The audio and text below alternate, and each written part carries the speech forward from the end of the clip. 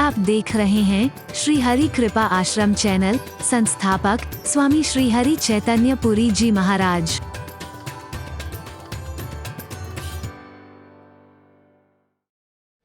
हरि बोल। हरि बोल।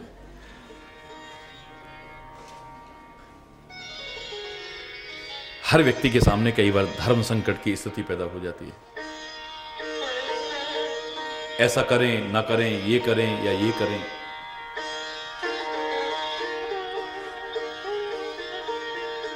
ये सारे हमारे यहां उदाहरण देते हैं कि सांप और छछूंदर जैसी गति हो जाती है। खाए तो नुकसान और उगले तो नुकसान। ऐसी स्थिति में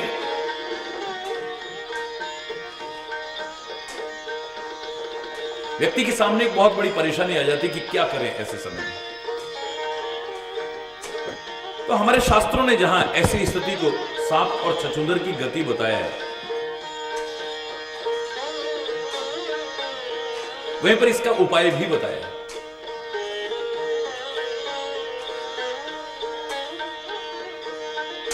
यदि पानी में इस सांप और छछूंदर को ऐसी हालत में डाल दिया जाए तो दोनों अलग अलग हो जाते हैं। वो जो धर्म संकट की स्थिति पैदा हो गई थी कि इसे उगले या निगले, उससे व्यक्ति बच सकता है। ठीक ऐसे ही हमारे सामने जब धर्म संकट की स्थिति आ जाती है कि हमारे लिए भी महापुरुषों ने बताया है कि ऐसे समय में जब सांप और छछूंदर जैसी गति हमारी हो जाए, हमारे कुछ समझ में नहीं आ रहा है कि हम करें ना करें, ये करें कि वो करें, तो धर्म की शरण लें। धर्मानुसार आप विचार करके देखो, आपको कोई ना कोई हल, कोई ना कोई समाधान अवश्य मिल जाएगा। तब विचार करके देखो। किसी महापुरुष की शरण ले लो। आत्मा के मत को जानने की कोशिश करो, मन के मत को नहीं।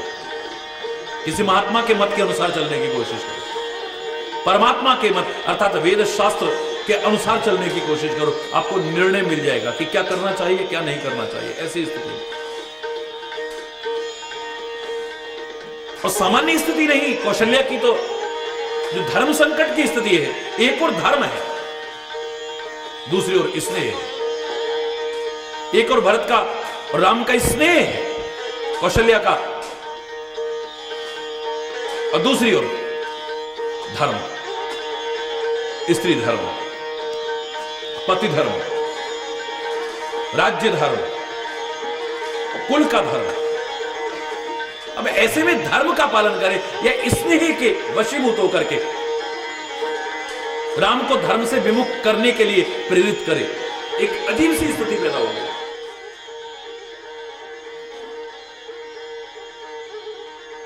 परमात्मा श्री राम के मां बनने का जैसे सौभाग्य मिला हो, वो कौशल्या इतने सामान्य स्तर की तो नहीं हो सकती है कि स्नेह के वश में होकर के धर्म का परित्याग कर दे। मां कौशल्या राम और भरत दोनों को समान समझती हुई अपने स्त्री धर्म का स्मरण करती है। सरल स्वभाव की राम की मां धैर्य धारण करके कहती है, हे पुत्र, बलिहारी जाती हूं, आपने बिल्कुल ठीक किया है। पिता की आज्ञा सब धर्मों का शिरोमणि धर्म है। अपने बड़े बुजुर्गों की आज्ञा का पालन करना चाहिए। राज्य देते देते उन्होंने तुम्हें वनवास दे दिया है, मुझे इसका किंचित मात्र भी दुख नहीं। लेकिन मैं जानती हूं कि अगर तुम्हारा वनवास हो गया, तुम वन को चले गए, तो भरत को भी और जिन्होंने आज्ञा दी है वो महाराजा दशरथ को भी और इस अयोध्या की प्रजा को प्रचंड क्लेश होगा। तुम्हारे बिना जीवित नहीं रह पाएंगे राम। और यदि केवल पिता की आज्ञा होती तो मां का अधिकार सतगुना है, पिता से भी ज्यादा अधिकार है। मैं तुम्हें आज्ञा दे देती कि तुम पिता की आज्ञा को टाल दो, मां को बड़ा समझ करके मेरी आज्ञा का पालन कर लो तुम। लेकिन अब तो पिता और माता दोनों की आज्ञा है। कैकेयी भी तुम्हारी मां है। अब विचार कीजिए कि हम लोग सौतेलेपन का व्यवहार बच्चों के मन में जगाने की कोशिश करते हैं, और एक कौशल्या है जो ऐसी स्थिति आने पर भी मेरे राम के मन में किसी प्रकार का दुर्भाव ना आए, कोई सौतेलापन इसके मन में जागृत ना हो।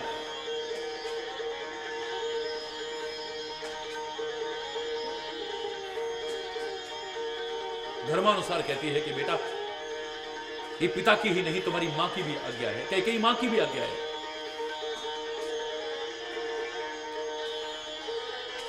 ऐसे में तो तुम्हारे लिए वो जंगल भी सैकड़ों अयोध्या के समान है। तुम वहां पर माता पिता के प्यार से वंचित नहीं रहोगे, मैं जानती हूं। वन के देवता तुम्हारे पिता होंगे, वन देवियां तुम्हारी माता होंगी, पशु पक्षी तुम्हारे चरणों के सेवक होंगे। वहां राजा के लिए तो अंत में भी वनवास कहा गया है। वृद्धावस्था में अपनी संतान को राज्य देकर के वन में तप के लिए प्रस्थान करने का विधान है हमारे शास्त्रों में। बस तुम्हारी सुकुमार अवस्था देख करके मुझे दुख हो रहा है। आज तो मुझे लग रहा है कि वो वन कितना सौभाग्यशाली होगा और कितनी दुर्भाग्यशाली है अयोध्या, जिसे हे रघुवंश तिलक तुम त्याग करके जंगल की ओर जाने की कोशिश कर रहे हो। माता पिता की आज्ञा है, तुम्हें रोक तो नहीं सकती हूं मैं, धर्म ऐसा कहता है, इसलिए रोकने को मजबूर कर रहा है। लेकिन धर्म मुझे आज्ञा नहीं देता है, मुझे धर्म का पालन करना है। तुम्हें वन को जाना चाहिए, ठीक है, लेकिन तुम्हें छोड़ने को भी तो मन नहीं कर रहा है। पर दूसरी ओर अगर मैं कहती हूं कि मुझे भी वन में अपने साथ ले जाओ, कि तुम सोचोगे, तुम्हारे मन में संदेह हो जाएगा कि मां मुझे रोकने के लिए बहाना ढूंढ रही है। हे पुत्र, तुम तो सबके परम प्रिय हो, खाली मेरे नहीं। प्राणों के प्राण हो तुम, हृदय के जीवन हो। तुम कह रहे हो कि मां मैं वन को जाऊं, और मैं तुम्हारे वचनों को सुनकर के बैठी पछताती हूं।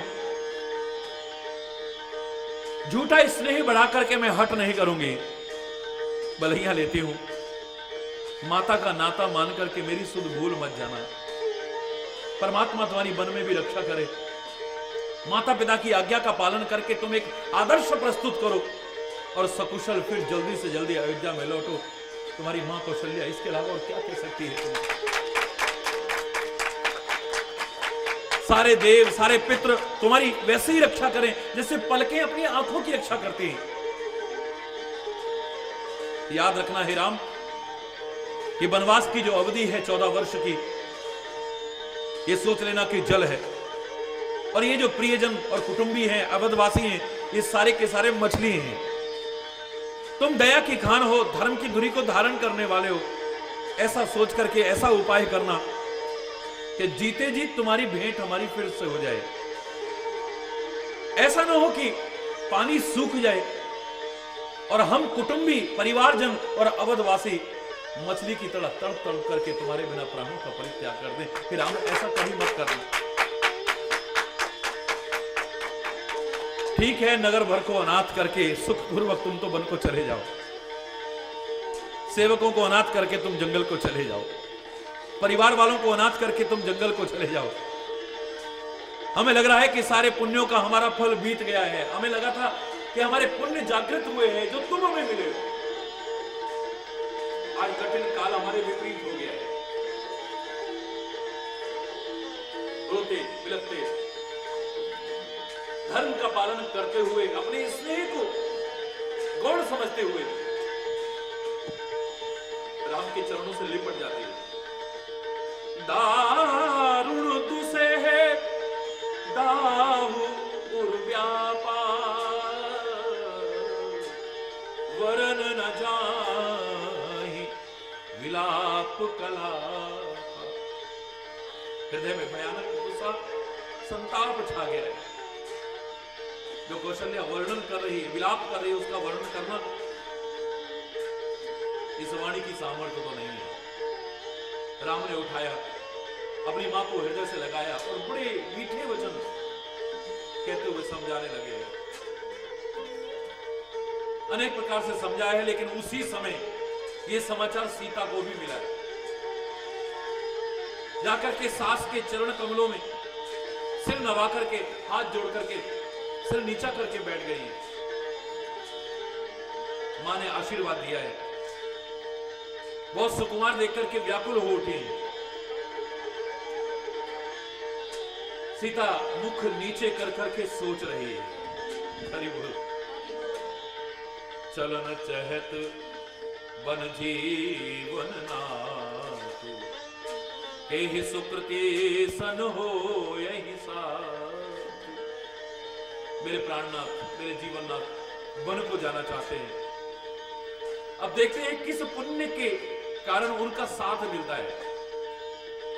ये शरीर और प्राण दोनों उनके साथ जाते हैं, ये प्राण उनके साथ जाते हैं।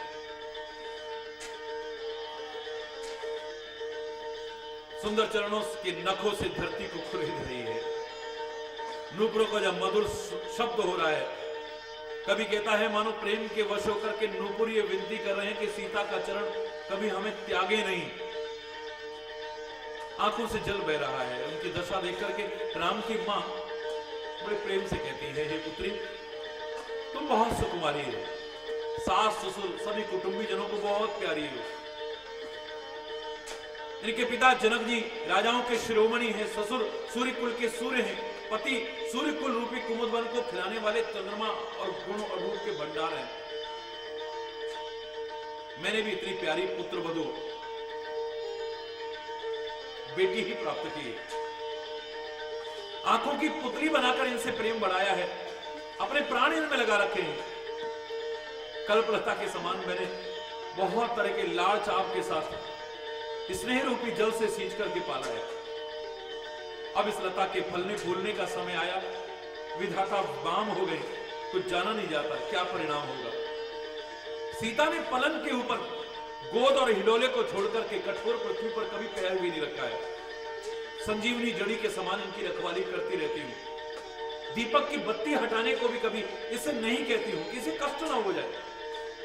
अब ये सीता तुम्हारे साथ चलना चाहती है, हे राम, इसके लिए क्या आज्ञा है। चंद्रमा की किरणों का रस चाहने वाली चकोरी सूर्य की ओर आंख किस तरह से मिला पाएगी। हाथी, सिंह, राक्षस, दुष्ट जीव जंतु वन में विचरण करते हैं। हे पुत्र, क्या विष की वाटिका में सुंदर संजीवनी बूटी शोभा पा सकती है? वन के लिए तो ब्रह्मा जी ने विशेष सुख को न जानने वाले कोल और भीलों की लड़कियों को रचाया। पत्थर के कीड़े के जैसा जिनका कठोर स्वभाव होता है, उन्हें जंगल में कष्ट नहीं होता है।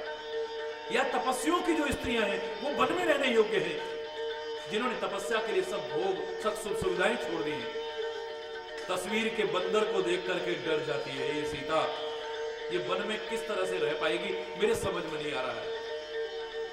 देव सरोवर के कमल मन में विचरण करने वाली हंसनी तलैयों में रहने योग्य है। लेकिन जैसी तुम्हारी आज्ञा हो, मैं जानकी को वैसी ही शिक्षा देती हूं। जो सी भवन रहे कहे अम्बा, मोहि कह हो बहुत अवलंबा। यदि सीता घर में रहे तो मुझे एक सहारा हो जाएगा। तुम भी चले जाओगे, कम से कम एक सहारा तो मुझे मिल जाएगा। हे राम, मां की प्रिय वाणी बोल करके, सुन करके शील और स्नेह रूपी अमृतवाणी राम मां से कहते हैं,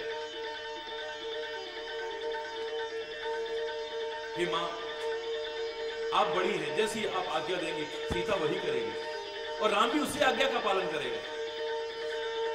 सीता से भी समझाने लगे हैं। संकोच हो रहा है कि मां के सामने कैसे सीता से कुछ कहें। एक मर्यादा थी पहले, आज तो हम किसी प्रकार का भी व्यवहार अपने माता के सामने, पिता के सामने, बड़े बुजुर्गों के सामने करने में भी संकोच नहीं करते हैं। एक लाज शर्म भी शायद हमने परित्याग कर दी, लेकिन पहले हमें एक शर्म आती थी, एक संकोच होता था। परिस्थिति ने मजबूर किया है। श्री राम कहते हैं समझाते हुए, हे राजकुमारी, मेरी अगर बात मानती हो, इसे आप दूसरी तरफ मत लेना। अपना और मेरा भला चाहती हो तो आप घर में रहो।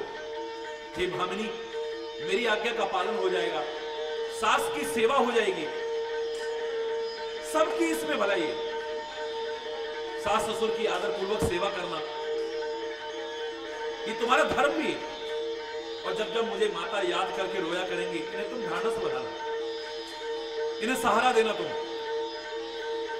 इनको ऐसी ऐसी कहानियां सुनाना कि हमारे कुल के बड़े बुजुर्गों को देखो, उन्होंने धर्म के लिए कितने कष्ट सहे हैं।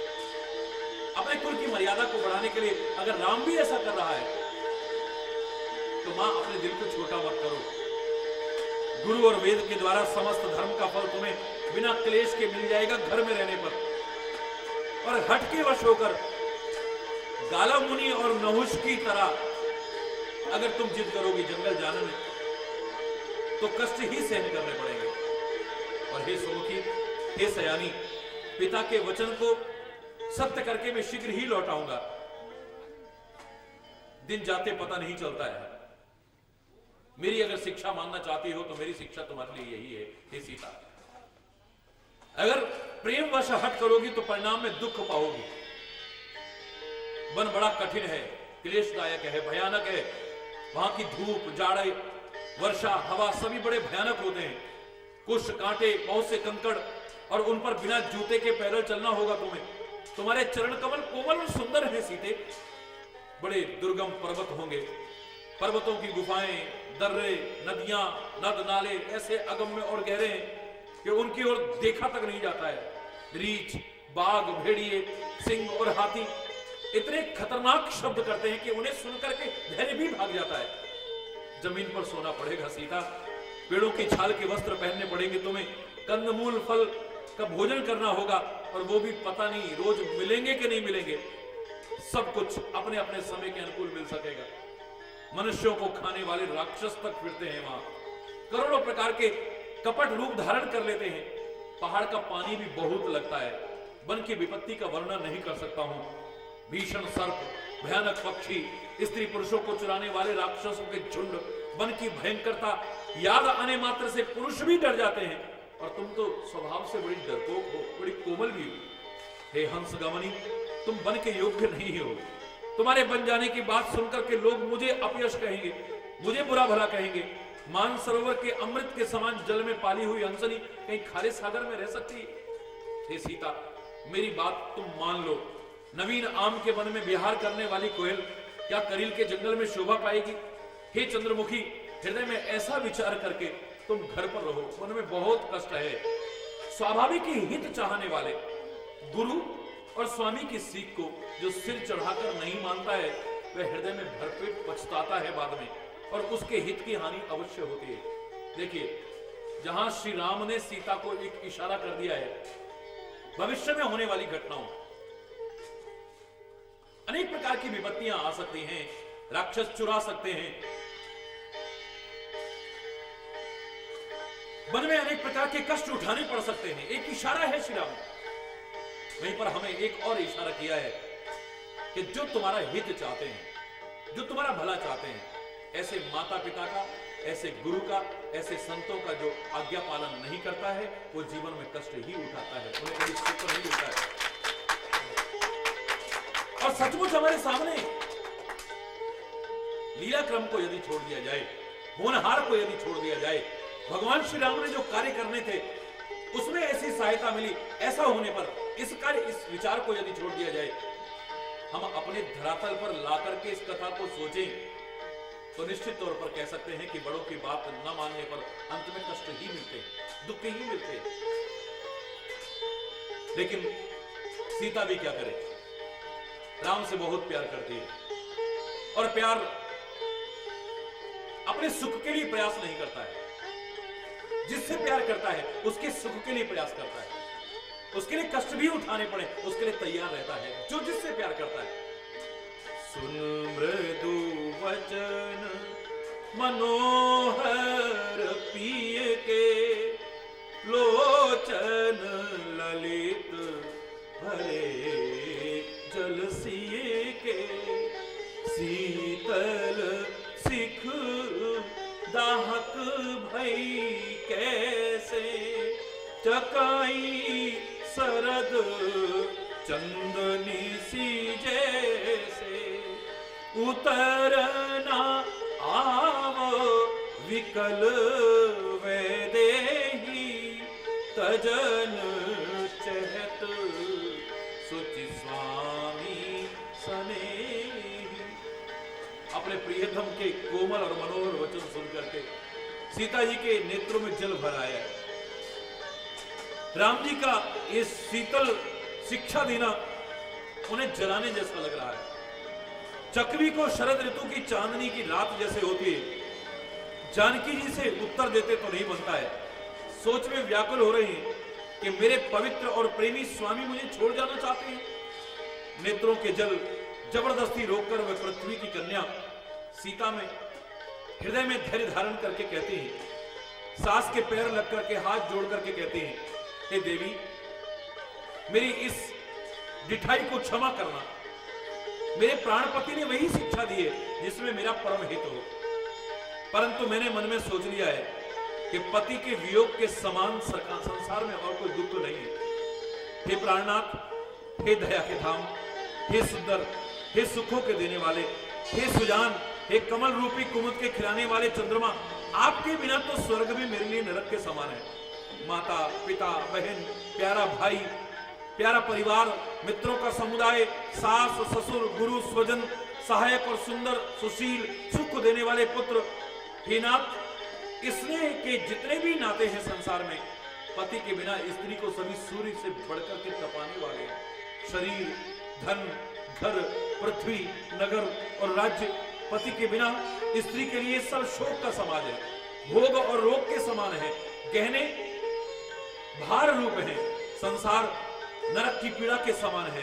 हे प्राणनाथ, आपके बिना जगत में मुझे कहीं कुछ भी सुखदायी नहीं हो सकता है। जैसे बिना जीव के देह बेकार है, बिना जल के नदी बेकार है, ऐसे ही हे स्वामी, आपके बिना मैं बेकार हूं। मुझे आपके बिना कोई सुख और सुखदायी नहीं चाहिए।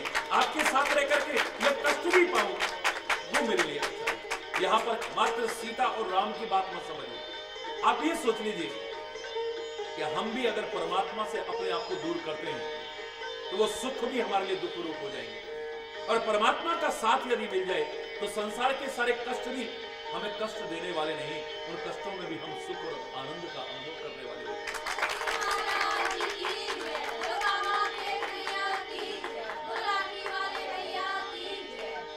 या तो सीता ही ऐसा कह सकती है, या कुंती जैसी महिला कह सकती है कि हे स्वामी, तुम कहते हो वरदान मांगो, हमें ऐसा वरदान मत देना कि राज्य जैसा पाकर के भी आप अगर हमसे दूर हो जाएं, वो राज्य भी हमारे लिए बेकार है जिसे पाकर के आप दूर हो जाएं, और वो कष्ट विपत्तियां भी हमें सहज स्वीकार हैं जिनमें आपका साथ बना रहे, आपका प्यार बना रहे। परमात्मा का साथ रहेगा तो मैं दावे से कह रहा हूं कष्ट आएंगे नहीं, आए हैं तो टिकेंगे नहीं, और टिके तो हमें शक्ति और क्षमता देंगे, हम दुखों में घबराएंगे नहीं।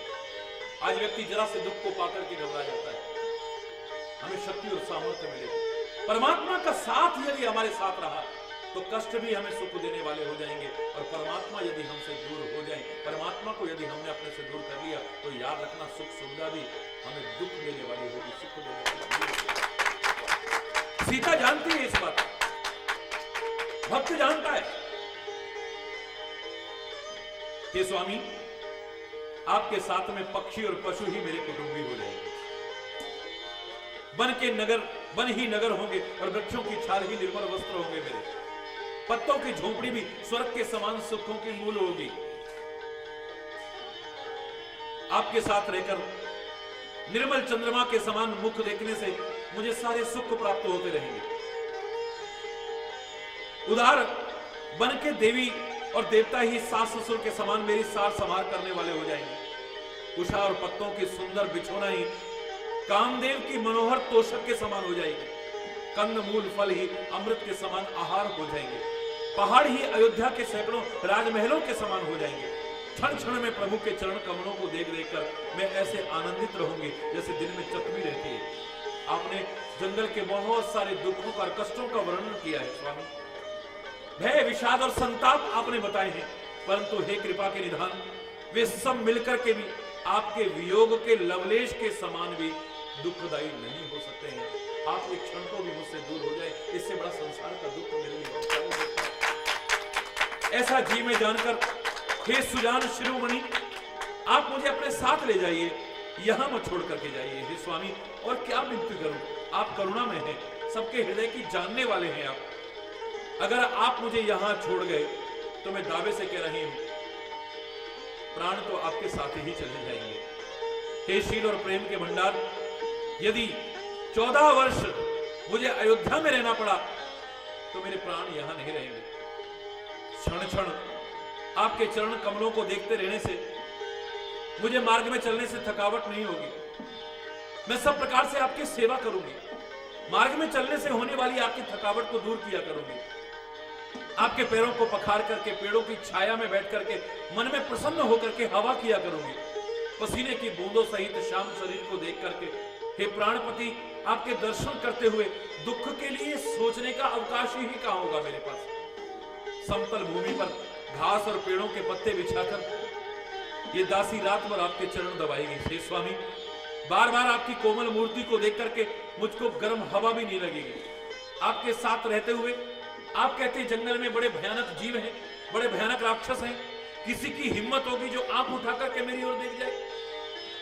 सिंह की स्त्री को खरगोश और सियार हिम्मत करके देख भी नहीं सकते हैं। मैं सुकुमारी हूं, नाथ बन के योगी, आपको जो तपस्या उचित है और मुझे विषय भोग, ऐसे कठोर वचन सुनकर के भी अगर मेरा हृदय नहीं फटा तो मालूम होता है ये पामर प्राण आपके वियोग का भीषण दुख सहेंगे। सीता रो रही है, व्याकुल है, प्रार्थना कर रही है, बिलख रही है। शरीर से वियोग की बात तो अलग रही, वचन से भी वियोग की बात सुनकर अत्यंत व्याकुल हो गई। भगवान श्री राम ने जान लिया अगर जबरदस्ती इसे यहां छोड़ा तो इसके प्राण नहीं बचेंगे। परमात्मा कृपा करके कहते हैं, हे सीते, परिहरि सोच चलहु बन साथा। हे प्रिय, सारे सोच का परित्याग करो, तुम भी मेरे साथ चलो। आज विषाद करने का अवसर नहीं है, एक क्षण का भी विलंब किए बिना वन गमन की तुम तैयारी कर लो। सीता को समझाया है, माता के पैरों में लगकर आशीर्वाद प्राप्त किया है, और मां ने भी कहा है कि बेटा जल्दी लौट करके प्रजा के दुख को मिटाना, और ये निठुर माता तुम्हें भूल न जाए, तुम मुझे मत भूल जाना, मैं तुम्हें ना भूल जाऊं। हे विधाता, क्या ही दशा मेरी फिर से पलटेगी? क्या अपने नेत्रों से इस मनोहर जोड़ी को फिर देख पाऊंगी? हे पुत्र, ये सुंदर दिन, ये शुभ घड़ी फिर कब आएगी जब तुम्हारी मां जीते जी तुम्हारा चांद सा मुखड़ा फिर देखेगी? हे बेटा, हे लाल, हे रघुपति, हे रघुवर कहकर के मैं कब अपने हृदय से तुम्हें लगाऊंगी, हर्षित होकर के तुम्हारे अंगों को देखूंगी। अधीर हो रही है मां, धैर्य को खो रही है मां, व्याकुल हो रही है मां, वचन नहीं निकल रहा है मां के मुख से। श्री राम ने अनेक प्रकार से उन्हें समझाया। समय और स्नेह इसका अगर वर्णन करने लगे तो शायद मेरी वाणी की सामर्थ्य तो नहीं है। जानकी भी सास के पैरों में लग के कहती है, हे मां, मैं बहुत अभागिनी हूं, आपकी सेवा करने का समय विधाता ने मुझे दिया, लेकिन साथ ही वनवास दे दिया, मेरा मनोरथ सफल नहीं किया है। आप क्षोभ का परित्याग कर दें, परंतु कृपा का परित्याग कभी मत करना। कर्म की गति कठिन है, मेरा भी कोई दोष नहीं है। सीता को भी बार बार हृदय से लगाया है, धैर्य धारण करके शिक्षा दी है, आशीर्वाद दिया है। जब तक गंगा और यमुना की धारा इस संसार में है, तुम्हारा सुहाग अचल रहे, मेरा लाल हमेशा बना रहे इस दुनिया में। सीता ने भी सास के चरणों में प्रणाम किया है और अनेक प्रकार के आशीर्वाद प्राप्त करके सिर नवा करके चली है। यहां पर थोड़ा सा विचार करना, प्रभु के प्रति ये भावना हमारी बनी रहे कि किसी भी हालत में, किसी भी परिस्थिति में परमात्मा का साथ हमसे कभी छूट ना जाए। सपने में भी अगर साथ छूटने की बात आती है तो हमें लगना चाहिए कि पता नहीं प्रभु का साथ जो छूट रहा है, ये हमारे सुखों का, हमारे आनंद का साथ छुड़वा रहा है। हर व्यक्ति सुख और आनंद चाहता है, इसलिए मैं आपसे बार बार कह रहा हूं, सीता की तरह प्रार्थना करते रहना कि हे स्वामी, आप हमसे दूर ना हो जाए, आप हमारा परित्याग ना कर दे, आप हमको कभी दूर ना कर दे अपने से। आपका साथ रहेगा ना, तो अपने कर्मों के कारण हम कितने भी कष्ट जो झेलते हैं, वो कष्ट भी हमें सुख देने वाले हो जाएंगे। पर आप दूर हो गए तो हमारे लिए सुख भी हमारे कष्ट के वजह हो जाएगा।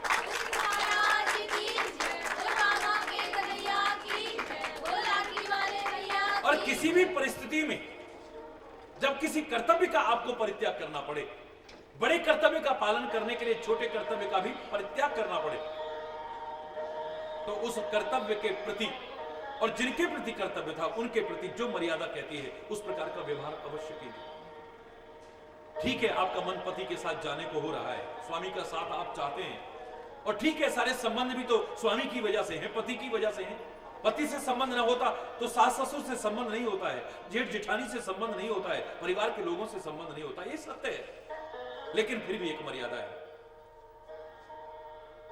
आपकी भाषा में अशिष्टता नहीं आनी चाहिए, धृष्टता नहीं आनी चाहिए, आपकी वाणी का माधुर्य समाप्त नहीं होना चाहिए, आपके जीवन से जो मर्यादाएं हैं वो समाप्त नहीं होनी चाहिए। धर्मानुसार जैसा आपको व्यवहार करना चाहिए वो आपसे दूर ना हो जाएगी। सीता ने कितने आदर के और प्यार के शब्दों में कहा है, हे मां, आपकी सेवा का मौका परमात्मा की कृपा से मुझे मिला था। बड़े सौभाग्यशालियों को मौका मिलता है, लेकिन क्या करूं, स्वामी के साथ जंगल में जाना पड़ रहा है, आपकी सेवा से वंचित रहना पड़ रहा है। परमात्मा की कृपा रहे, आपका आशीर्वाद रहे, वो दिन जल्दी से चले जाएं वनवास के, और हम वापस लौटें, सकुशल लौटें, और आपके चरणों की सेवा का सौभाग्य हमें फिर से मिले। 14 वर्ष सेवा तो नहीं कर पाएंगे, लेकिन एक हृदय में भावना रहेगी। सास मत समझना, अपनी मां समझना, उसका प्यार पाने की कोशिश कर।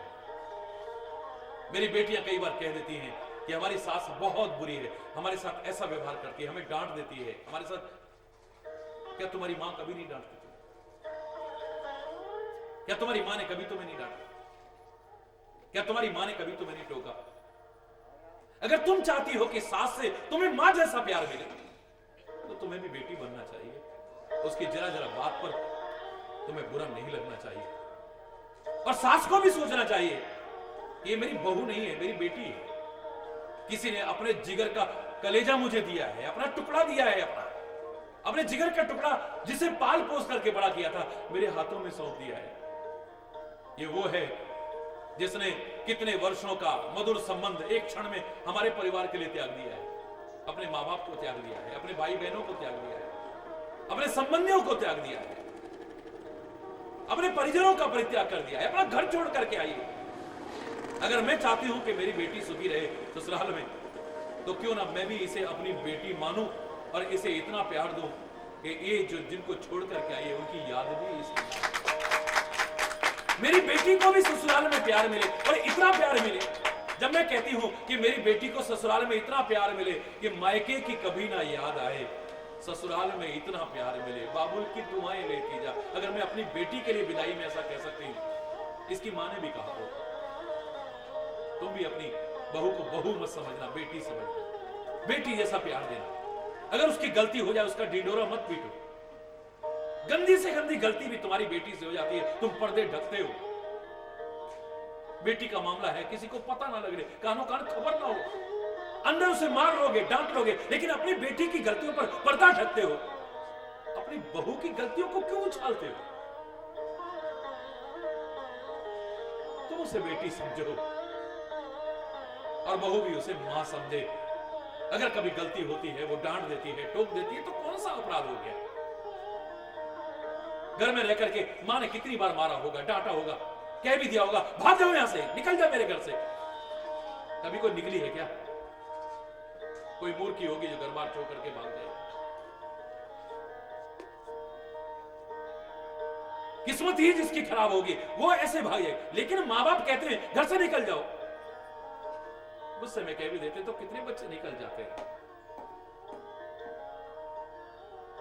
और जो मूर्खता करते उन्हें नहीं करनी चाहिए, क्यों निकल जाएंगे?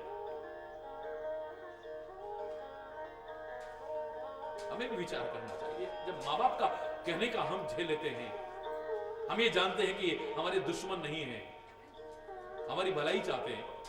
जो नहीं समझते ऐसा उन्हें समझना चाहिए कि माँ बाप तुम्हारे दुश्मन नहीं है, वो तुम्हें डांट भी रहे हैं, तुम्हें फटकार भी रहे हैं, तुम्हें टोक भी रहे हैं, तो प्यार भी तो तुम्हें करते हैं। तो माँ बाप के करने पर तुम ऐसा सोच सकते हो और सोचना चाहिए। तो सास ससुर अगर ऐसा कर दे तो कौन सा अपराध हो गया? उनके कहने पर जब तक एक दूसरे की भावनाओं की कदर विभिन्न रिश्तों में आप नहीं करोगे, परिवार सुख शांति पूर्वक नहीं बसेगा। ये राम की कथा मैं सुना रहा हूं आपको, लेकिन खाली कथा तक नहीं, इससे क्या प्रेरणा लेनी है वो अवश्य समझना है।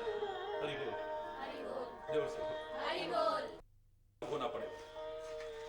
या पति को भी जागरूक होना पड़ेगा, पत्नी को भी जागरूक होना पड़ेगा, सास ससुर को भी जागरूक होना पड़ेगा, बहू को भी जागरूक होना पड़ेगा, माता पिता को भी जागरूक होना पड़ेगा और बच्चों को भी जागरूक होना पड़ेगा। या गुरु को भी जागृत होना पड़ेगा और शिष्य को भी जागरूक होना पड़ेगा। या संत को भी जागरूक होना पड़ेगा और समाज को भी जागरूक होना पड़ेगा। या स्वामी को भी जागरूक होना पड़ेगा और सेवक को भी जागरूक होना पड़ेगा। अगर आपसी संबंधों की मधुरता बनाए रखना चाहते हैं तो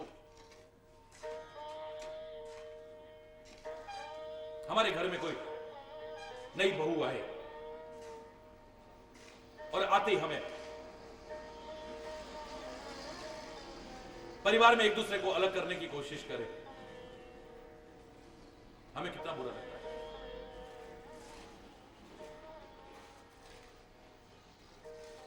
कितना बुरा लगता है। तो हम भी किसी के घर में जाएं तो उसे अलग अलग क्यों करते हैं? इतना ही सोच ले। मेरे मायके में जैसे कोई बहू नहीं आए और आते घर में कलेश डाल दे, भाई को भाई से जुदा करने की कोशिश करे, माँ बाप को बच्चों से जुदा करने की कोशिश करे। हम यहां ससुराल में रह करके दुखी रहते हैं, भाई हमारे मायके में ऐसा हो रहा है, देखो ऐसी बहू आ गई। हम सोचे कि इस घर में भी आके ऐसा ही होता होगा। जिस घर में हम आए और आकर के हम माँ बाप को बच्चों से जुदा करने की कोशिश करें, भाई भाई को जुदा करने की कोशिश करें, तो यहां भी ऐसा ही लगता हो।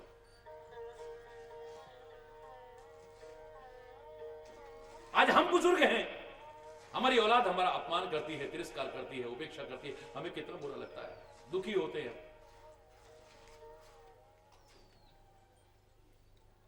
कभी हमने सोचा कि हम अपने बड़े बुजुर्गों की जब करते थे तो उनको भी ऐसा ही लगता हो? ये बार बार क्रम क्यों दोहराया जा रहा है? अभी से जागरूक हो जाएं कि हम वृद्धावस्था में आएंगे तो हमारे साथ जब ऐसा होगा हमें बुरा लगेगा, तो हम अपने बुजुर्गों के साथ कुछ ऐसा ना करें, उनको भी बुरा लगता होगा निश्चित तौर।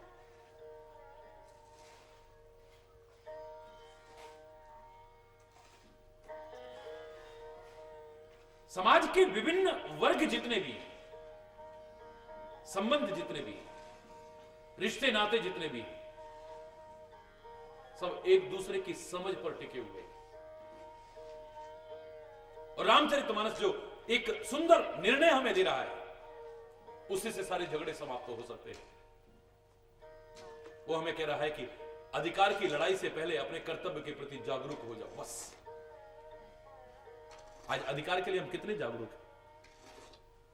हमें अपना अधिकार ना मिले, हम लड़ने मरने को तैयार हो जाएंगे, मुकदमेबाजी को तैयार हो जाएंगे, चाहे जो करने को तैयार हो जाएंगे। अखबारों में जब ऐसे ऐसे किस्से पढ़ते हैं कि बच्चों ने अपने बाप तक की गर्दन काट दी, तो शर्म से सिर नीचा हो जाता है। भाई ने भाई की हत्या कर दी, शर्म से सिर नीचा हो जाता है। फैक्ट्रियों में आग लग गई है क्योंकि उन्हें अधिकार नहीं मिल रहा है उनका। चक्के जाम हो गए, लोग परेशान हो रहे हैं, रास्ते जाम कर दिए गए, लोग परेशान हो रहे हैं क्योंकि अधिकार की लड़ाई लड़ रहे हैं। तोड़ फोड़ कर देते हैं, आगजनी कर देते हैं, हिंसा कर देते हैं, मुकदमेबाजियां करते हैं, लड़ने मरने को तैयार है, क्योंकि हमारा अधिकार हमें मिलना चाहिए। मेरे प्यारे बच्चों, मेरा कोई विरोध नहीं है। आप अपने अधिकार के लिए क्यों जागरूक हैं, मेरा इससे कोई विरोध नहीं है। लेकिन मैं इतना तो जरूर कह सकता हूं कि अधिकार के लिए जागरूक तो बहुत हो, पर तुम्हारा कोई कर्तव्य भी है क्या? इसे तुमने समझा? क्या तुम्हारा कोई कर्तव्य भी है? अपने परिवार के प्रति कोई कर्तव्य है, अपने नगर के प्रति है, इस राष्ट्र के लिए जिसमें तुम रहते हो कोई कर्तव्य है, इस समाज के लिए भी तो कोई कर्तव्य है। कैसे समझ रहे हो तुम?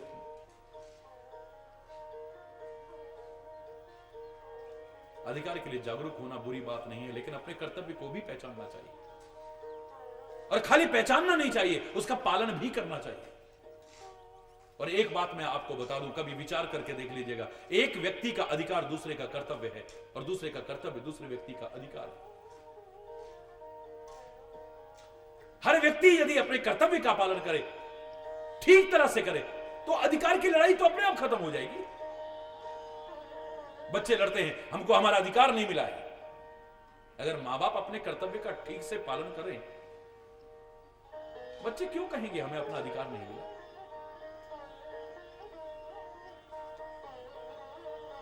मां बाप कहते कि हमारा अधिकार है बच्चों पर, लेकिन देखो हमारे साथ ऐसा हो रहा है, हमारे अधिकार में नहीं है बच्चे। बच्चे अगर अपने कर्तव्य का पालन करें, क्या मां बाप को अधिकार के लिए रोना पड़ेगा? माता पिता का जो अधिकार कर्तव्य है वो बच्चों का अधिकार है, बच्चों का जो कर्तव्य है वो मां बाप का अधिकार है। अगर एक दूसरा अपने कर्तव्य का पालन करे तो फिर अधिकार की लड़ाई कहां बची? विचार कीजिए। पत्नी रोती, मेरा अधिकार मुझे नहीं मिल रहा है। पति का कर्तव्य पत्नी का अधिकार है, और पति कहता है क्या इस पत्नी पर मेरा कोई अधिकार नहीं है? हर आदमी अधिकार के लिए लड़ रहा है। अरे पति कर्तव्य का पालन करेगा तो पत्नी को अधिकार अपने आप मिल जाएगा। पत्नी अपने कर्तव्य का पालन करेगी, पति को अधिकार अपने आप मिल जाएगा। एक दूसरे का कर्तव्य दूसरे का अधिकार है, एक दूसरे को अधिकार अपने आप मिल गया तो लड़ाई कहां बची? लड़ाई तो अपने आप खत्म हो गई। सास ससुर का जो कर्तव्य है वो बहू का अधिकार है, और बहू का जो कर्तव्य है वो सास ससुर का अधिकार है। हम इसे बहू बना करके अपने घर में लाए, इसलिए तो नहीं लाए थे क्या हमारा इस पर कोई अधिकार नहीं है? इस सास ससुर को कहना पड़ता है, क्योंकि बहू अपने कर्तव्य का पालन नहीं कर रही है, और सास ससुर अपने कर्तव्य का पालन नहीं कर रहे तो बहू को कहना पड़ता है कि क्या मेरा इस घर में कोई अधिकार नहीं? अगर सास ससुर अपने कर्तव्य का पालन करने लगे, बहू अपने कर्तव्य का पालन करने, एक दूसरे को अधिकार मिल गया तो फिर अधिकार की लड़ाई कहां बची? अधिकार की लड़ाई अधिकार की लड़ाई वहीं आती है जब दूसरा व्यक्ति अपने कर्तव्य का ठीक से निर्वाह नहीं करता है। रामचरित्र की सबसे प्रमुख विशेषता, मर्यादा के बाद जो मुझे नजर आई वो यहीं पर है कि यहां कर्तव्य पालन की तत्परता है, अधिकार के लिए जागरूकता नहीं है। पहले तत्परता कर्तव्य पालन पर है कि मेरा कर्तव्य क्या बनता है, जिसे तुम अधिकार मानते हो आज संपत्तियों पर, जमीनों पर, इस पर, उस पर। वो तो मैंने आपसे कहा कि इतना विशाल साम्राज्य अयोध्या का फुटबॉल बना हुआ है। राम भरत की ओर उछालता है, भरत राम की ओर उछालता है। भरत कहता है राम राजा होंगे, राम कहता है भरत राजा होंगे। अगर राम को राजा नहीं बनाया जाता, भरत को अच्छा नहीं लगता है, और राम को राजा बनाया जा रहा है और भाइयों को नहीं, तो राम को अच्छा नहीं लग रहा है। हम सब भाई बराबर हैं, एक साथ पैदा हुए हैं, एक साथ खेले हैं, पढ़े हैं, हमारे सारे संस्कार एक साथ हुए हैं। राजा मैं ही क्यों बनूंगा? अरे बोलो, जोर से बोलो।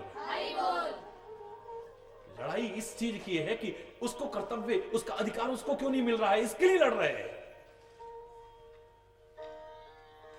हमें दुख होता है कि हमारा अधिकार हमें नहीं मिला है, लेकिन रामचरित्र में दुख इस बात का है कि दूसरे को अधिकार क्यों नहीं मिला है। अरे बोल, हमारे उल्टा मामला है यार। रामचरितमानस का खाली पाठ करने मात्र से काम नहीं चलेगा। अच्छा है आप अश्लील साहित्य पढ़ते हो, उससे अच्छे हो आप रामचरितमानस पढ़ते हो, गीता पढ़ते हो, गुरु ग्रंथ पढ़ते हो, कुरान पढ़ते हो, बाइबल पढ़ते हो, जो भी पढ़ते हो, सत साहित्य पढ़ते हो। सामान्य लाभ है, विशेष लाभ नहीं है। लेकिन विशेष लाभ तो तभी है, ये क्या सिखा रहा है हमें अपने जीवन में अवधपुरी बनानी है या लंकापुरी बनानी है, इस बात को सोच लीजिएगा। हमें राम बनना है या रावण बनने की कोशिश करनी है, इस बात को विचार कर लीजिएगा। दोनों बन सकते हो, स्वतंत्र हैं आप पूरी तरह से।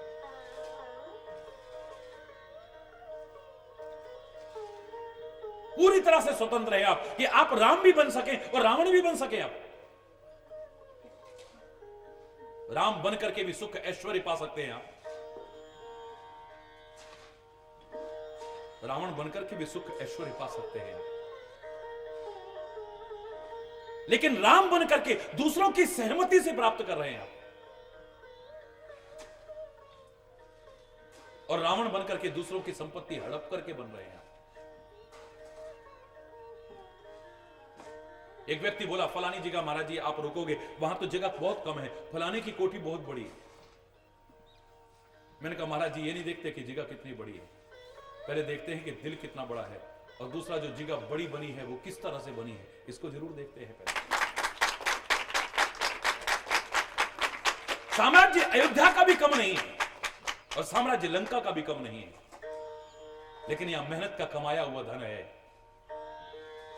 जन जन अपने कर्तव्य का पालन करता है और तब इसको सुख साम्राज्य परिपूर्ण बनाता है। लंका के पास अपना क्या है, रावण के पास अपना क्या है? सोने की लंका, वो भी इसकी बनाई हुई नहीं है, कब्जा किया हुआ है। हरि बोल, हड़प रखी है, जबरदस्ती अधिकार कर रखा है इसमें।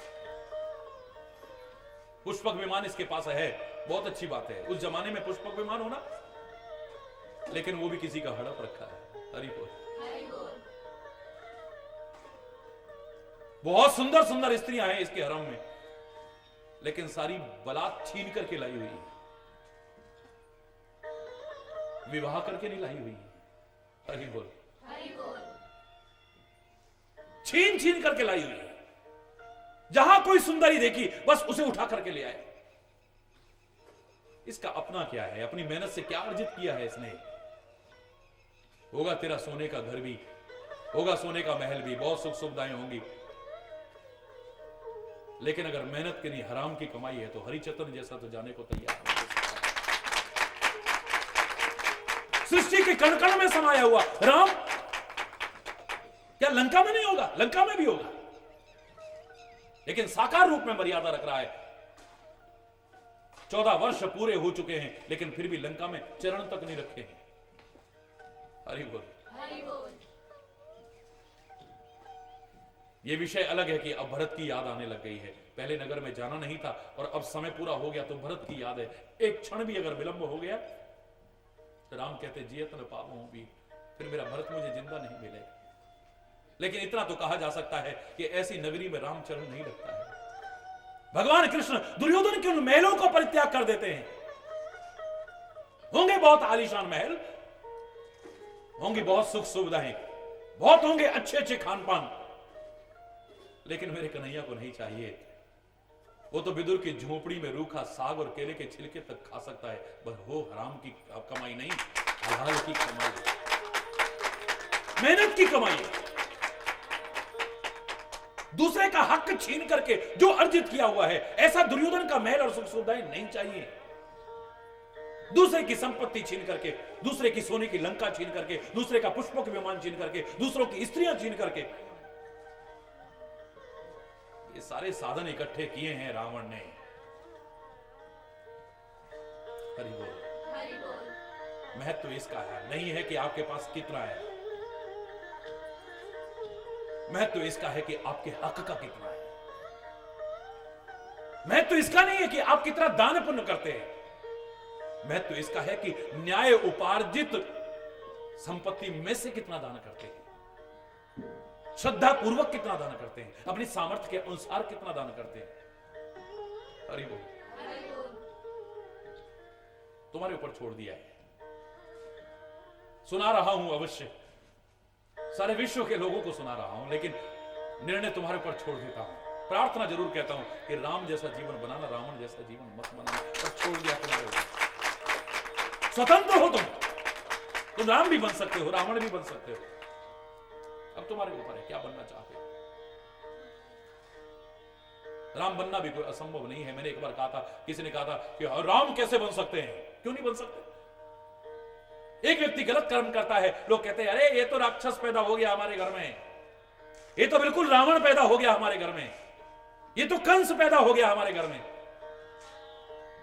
उसके गलत स्वभाव से, उसके गलत आचरण से, गलत प्रवृत्तियों से, गलत कर्मों से व्यक्ति रावण कहला सकता है, कंस कहला सकता है, राक्षस कहला सकता है। तो अच्छे कर्मों से राम क्यों नहीं कहला सकता, कृष्ण क्यों नहीं कहला सकता, शंकर क्यों नहीं कहला सकता।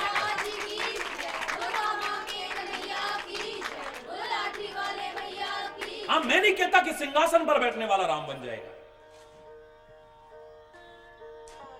या तपसी के वेश धारण करने वाला राम बन जाएगा, धनुष्वाण धारण करने वाला राम बन जाएगा, अयोध्या का राजा राम बन जाएगा। मैं नहीं कहता ऐसा, लेकिन राम के गुण, आदर्श और मर्यादाओं को अपने जीवन में अपनाने वाला राम तो बन सकता है, कोई संदेह नहीं। मैं नहीं कह रहा कि पृथ्वी से पैदा हुई सीता आप बन जाएं। मैं नहीं कहता राजा जनक की पुत्री सीता आप बन जाएं, जनकपुर की सम्राट की पुत्री आप राजकुमारी सीता बन जाएं, राम की पत्नी सीता आप बन जाएं। मैं नहीं कहता ऐसा, लेकिन सीता के गुण, आदर्श और मर्यादाओं को अपनाने वाली सीता तो आप बन सकती हैं, इसमें कोई संदेह की बात नहीं है। हर संबंध की गरिमा को जहां पर रखा जाए, हर संबंध की मर्यादा का जहां पालन किया जाए। हरि बोल, जोर से बोलो। हो सकता है ऐसा। मैंने तो एक बार कहा था ना, एक छोटा सा बच्चा मेरे से कहता, महाराज जी आप सबसे चुनते हो, हमसे कभी भजन ही नहीं चुनते हो। तो मैंने कहा चुना दो ना। तो बोले आराम से कहने लगा, लाम बले भील थे, लन्ने में धील थे, सीता उनती लानी थी, भारती महालानी थी, लक्ष्मण उनते भैया थे, वो भी बड़े लड़ैया थे, हम भी राम बनेंगे, बड़े बड़े काम करेंगे, बोलो राजा रामचंद्र भगवान की जय। हम भी राम बनेंगे, बड़े बड़े काम करेंगे। राम बनने का तात्पर्य कोई धनुष्वाण लेकर नहीं बैठ जाएगा, राम बनने का तात्पर्य कोई सिंहासन पर नहीं बैठ जाएगा। राम के गुण, आदर्श और मर्यादाओं को अपने जीवन में अपना करके राम जैसा जीवन तो बना सकता है, इसमें कोई संदेह की बात नहीं है। ये संबंधों की गरिमा है। मां अपने कर्तव्य का पालन कर रही है कि नहीं, अगर पिता ने आपको आज्ञा दी है, और मन में बच्चों के गांठ नहीं लानी है, भेदभाव, क्योंकि हम ही पैदा करते हैं। बच्चों के मन में भेदभाव नहीं होता है, बच्चों को पता ही नहीं होता ये सौतेली मां है कि असली मां है। जिससे प्यार मिले वही मां है, जिससे प्यार मिले वही भाई है, जहां से अपनापन मिले वही अपना है। बच्चों के मन में कोई भेदभाव नहीं होता है। हम बताते हैं नहीं बेटा ये तुम्हारी असली मां नहीं, ये सौतेली मां है।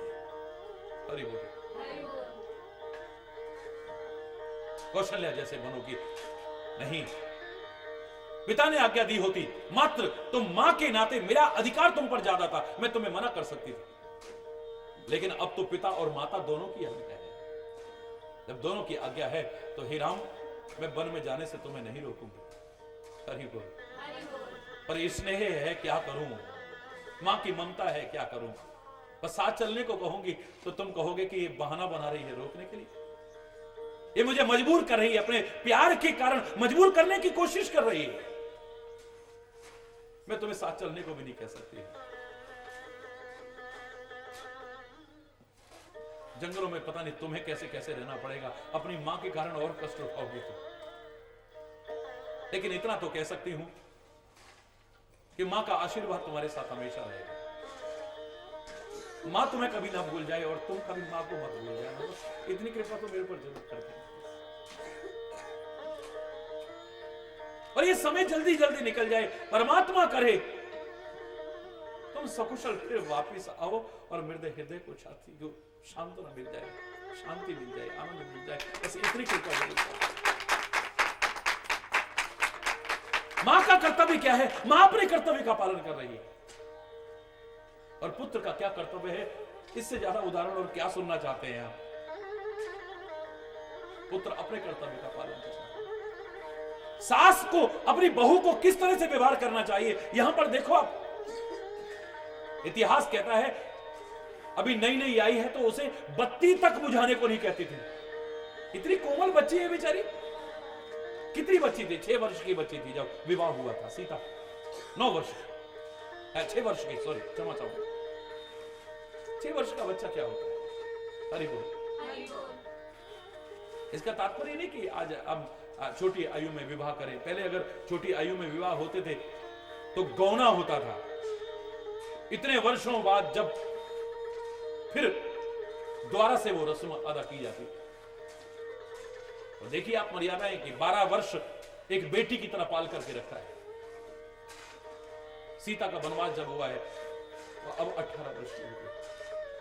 हरि बोल। राम का जब वनवास हुआ है अब 27 वर्ष के हुए। वनवास की अवधि जब पूरी हुई है परमात्मा श्री राम 41 वर्ष के थे। हरि बोल। धन्य है इन महापुरुषों ने इस समाज के लिए जो कष्ट उठाए, इनका नाम क्यों ना अमर रहेगा। था, आज भी है और आगे भी रहेगा।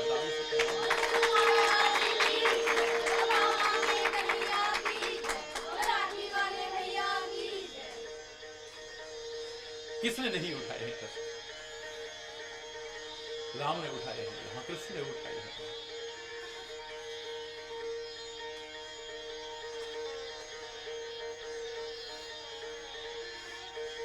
गुरु गोविंद सिंह ने उठाए हैं, यहाँ बड़े बड़े महापुरुषों ने उठाए हैं।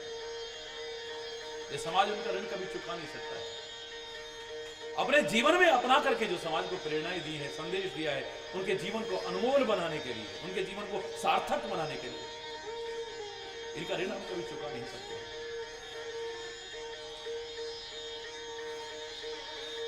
सास की क्या मर्यादा है, यहां पर देखिए आप अपनी बेटी की तरह रखा है। तो कहते हैं बेटी तू मत जा, बहुत ध्यान रखूंगी, तो मेरे पास रहना। यहां तक कि तेरा मन कभी किया करे तो अपने मायके चली जाना, कभी मेरे पास आके रहना, कभी यहां रहना, कभी वहां रहना, तेरा मन बदल जाएगा, मेरे को भी सहारा मिल जाएगा। तो बहू नहीं रहती है, बेटी बन जाती है। हरि बोल। बोली मां मैं अपने स्वामी को जंगल में अकेले कैसे छोड़ सकती हूँ, इनके बिना तो मैं जीवित रहने की कल्पना भी नहीं कर सकती हूँ। एक मछली पानी के बिना चाहे जिंदा रह जाए, सर्प चाहे मणि के बिना जिंदा रह जाए, लेकिन सीता यानी एक भक्त यानी एक प्रेमी अपने प्रेमास्त्र के बिना कैसे जीवित रह सकता है, उससे दूर रह के कैसे रह सकता है। राम कह रहे हैं कि सीता तुम रह जाओ, लेकिन हे स्वामी अगर तुम मुझे छोड़ करके जाओगे तो ये शरीर ही छोड़ करके जाओगे, प्राण तो आपके साथ ही चले जाएंगे। अरे हर संबंध की गरिमा है। माता पिता का बच्चों के प्रति क्या प्यार होना चाहिए, बच्चों का माता पिता के प्रति क्या भाव होना चाहिए, सास का बहू के प्रति क्या कर्तव्य होना चाहिए, बहू का अपनी सास के प्रति ससुर के प्रति क्या भाव होना चाहिए, यहाँ पर सारे संबंधों की गरिमा आपको देखने को साक्षात मिल सकती है। हरि बोल। 12 बार लाए उर्लीनी, धर धीरज सिख आशीष दीनी, अचल होए अही बात तुम्हारा, जब लग गंग जमुन के धार। हे सीता तुम्हारा सौभाग्य अचल हो जाए, अटल हो जाए, जब तक गंगा और यमुना की धारा है तुम्हारा सुहाग बना रहे। हम लोग गालियां दे देते हैं बहू को, ये नहीं सोचते कि बहू को गाली जो दे रहे हैं वो अपने बेटे को भी लग रही है। हरि को बोलो ना, और जोर से बोलो। अगर इसका सुहाग अटल बना रहेगा तो मेरा बच्चा भी बना रहेगा। हरि बोल। इसको अगर मैं आशीर्वाद दे रही हूं, आशीर्वाद मेरे बेटे को लग रहा है, मेरे कलेजे को लग रहा है। हरि बोल। कभी भी कोई बद्दुआ मत निकालो, कभी। अनजाने में हम लोग कई बार इतना कुछ कर देते हैं और जब कभी ऐसी स्थिति आती है तो फिर रोते हैं, पछताते हैं, और कुछ नहीं। इस वाणी से पता नहीं कब कौन सी बात निकल जाए जो सच्ची हो जाए।